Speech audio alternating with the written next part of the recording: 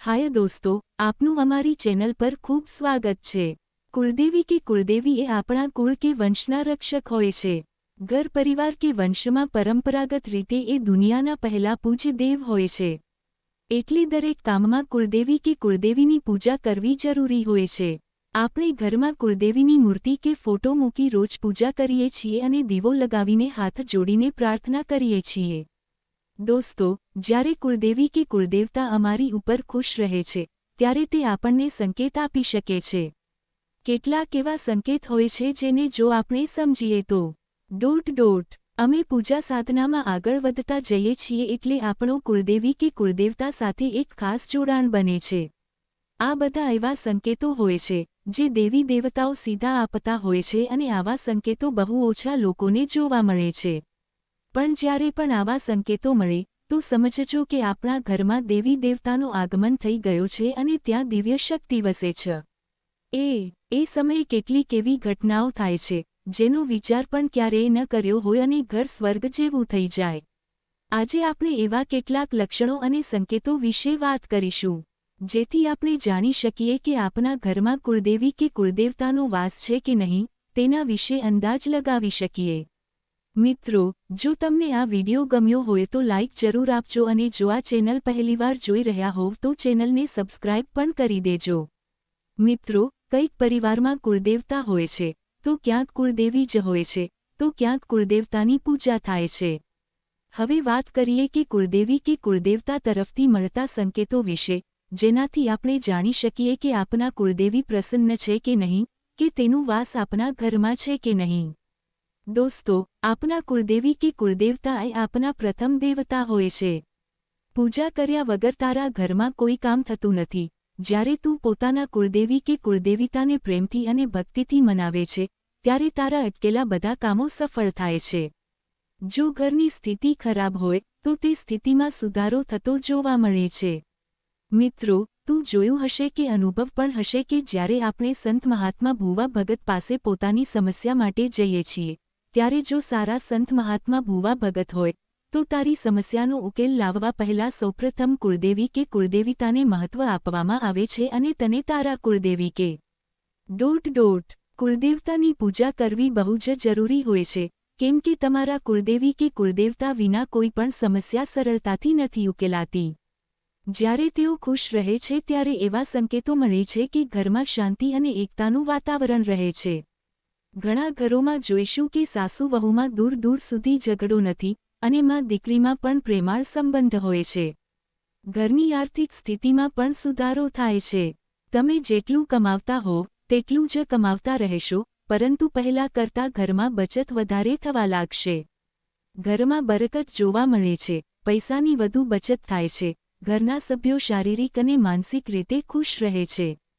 હવે વાત કરીએ તો ઘરમાં કુળદેવી કે કુળદેવતાનો વાસ ક્યારેય ન હોય જ્યારે ઘરમાં તેમની પૂજા ન થાય અને તેમને ભોગ ન ચડાવવામાં આવે। હોળી કે દિવાળી જેવા તહેવારો પર ઘરમાં કુળદેવી કુળદેવતા અને પિતૃઓના કપડાં અને માનસન્માન સાથે ભોગ પ્રસાદ રાખવો જોઈએ। ઘણા લોકો આવા દિવસે માતાજીના મઢે દર્શન કરવા જાય છે। આવું કરવું ખૂબ જ જરૂરી છે।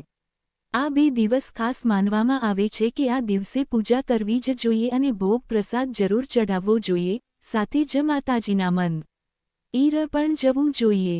જો આપણે માતાજીની પૂજા નથી કરતા તો તેઓ નારાજ થઈને ઘર છોડીને જવા લાગે છે। દોસ્તો, કુળદેવી કે કુળદેવતાના મંદિર પણ જરૂર જવું જોઈએ। ઘણીવાર એવું થાય છે કે જ્યારે ઘરમાં નાનું બાળક આવે ત્યારે મંદિરે નહીં જવું પડે તો કુળદેવીની નારાજગીનો સામનો કરવો પડી શકે છે। જ્યારે બાળક 1 વર્ષનું થાય ત્યારે તેના વાળ ઉતારવાની પ્રથા હોય છે જે મોટાભાગના સમાજમાં ફરજિયાત અને પરંપરાગત માનવામાં આવે છે। આ પ્રથા જરૂર જ કરવી જોઈએ, નિભાવવું જોઈએ, તોડવું નહીં જોઈએ। આ પરંપરા આગળ વધારવી જ જોઈએ। જે આપણા વડીલો કરતા આવ્યા છે તે પરંપરા આપણને જાળવી રાખવી જોઈએ।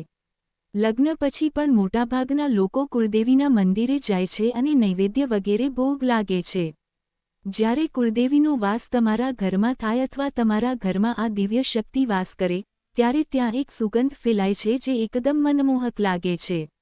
આવું જરૂરી નથી કે માત્ર મંદિર પાસે જ સુગંધ આવે, આખા ઘરમાં આ સુગંધ ફેલાય છે અને આવો મનમોહક સુગંધ તમારા ઘરમાં સકારાત્મક ઊર્જા લાવે છે. સકારાત્મક ઊર્જા આપણને સાચો રસ્તો બતાવે છે દોસ્તો. જ્યારે કોઈ વ્યક્તિ આત્મહત્યા કરે છે ત્યારે એ નકારાત્મક વિચારોની વજથી થાય છે. આપણે જાણીએ છીએ કે શરીર મગજથી ચાલે છે અને આત્મહત્યા જેવા પગલાં નકારાત્મક વિચારોના કારણે લેવામાં આવે છે. તેથી આ સકારાત્મક ઊર્જા આપણને હંમેશા સાચો માર્ગ બતાવે છે. સકારાત્મક ઊર્જા હોવાને કારણે તમારું માહોલ જ હકારાત્મક બને છે અને બધા બાબતોને લઈને સારા વિચારો આવે છે. કોઈ કામ કરવું હોય તો એમાં ચાંગા વિચારો આવે છે અને સાચો નિર્ણય લેવાથી એ કામ સરળતાથી સફળ થઈ જાય છે. જ્યારે તમારું ઘરમાં કોઈ બાહ્ય વ્યક્તિ આવે છે તો તમારા ઘરની સકારાત્મક વાતાવરણના કારણે તેને પણ સારા વિચારો થવા લાગે છે. કોઈ વ્યક્તિ ગુસ્સામાં આવી કે ખરાબ ઈરાદાથી આવ્યો હોય પણ આ સકારાત્મક ઊર્જા કારણે તે બદલાઈ જાય છે અને તમારી બાજુ આવી જાય છે. આ કુળદેવી કે કુળદેવતાનો પહેલો સંકેત હોય છે ઘરમાં.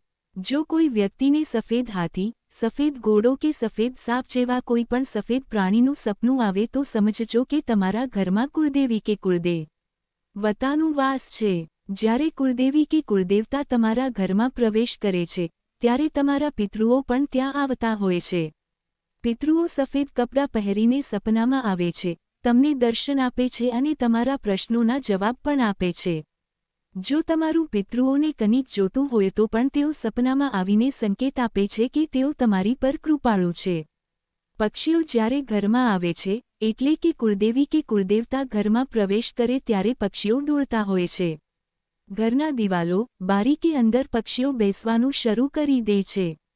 આ લક્ષણ પણ ઘરમાં કુળદેવી કે કુળદેવતાઓનો વાસ હોવાનો સંકેત માનવામાં આવે છે. કુળદેવી કે કુળદેવતા કોઈપણ રૂપમાં ભોજન લેતા હોય છે અને આપણ ઉપર કૃપા કરતા હોય છે. જો આવા લક્ષણો કે સંકેતો જોવા મળે તો સમજો કે તમારા ઘરમાં કુળદેવી કે કુળદેવતાઓનો વાસ છે. તો મિત્રો, આશા છે કે આ માહિતી તમને જરૂર ગમતી હશે. મિત્રો, વિડીયોને લાઇક અને શેર કરજો અને અમારું ચેનલ નવું હોય તો ચેનલને સબસ્ક્રાઇબ કરજો ભાઈ. જય શ્રી કૃષ્ણ.